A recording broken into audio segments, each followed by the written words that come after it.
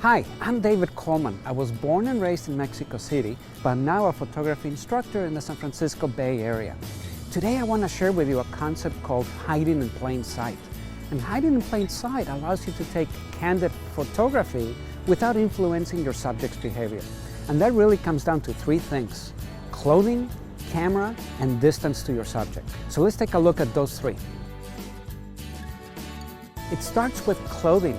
The way I dress for street photography is with muted colors, such as grays, blacks, and blues.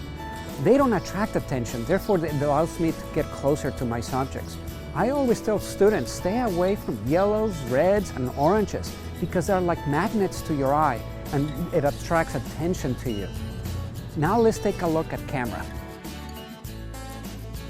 When I do street photography, I photograph with a small camera and a small lens versus a big camera and a big lens, which tend to attract attention.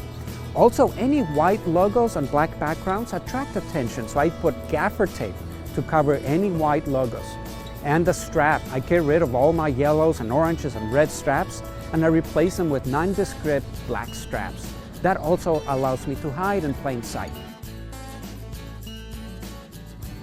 So third is distance, and that's distance to the subject.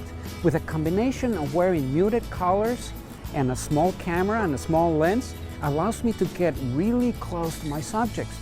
And I always tell my students to get as close as possible to your subjects. It just creates this intimate look to your photography, making your street photography so much better. So that was hiding in plain sight. If you found this video helpful, please like it, subscribe to my channel, and for any information on my workshops, please go to davidcolemanphotography.com. Thank you.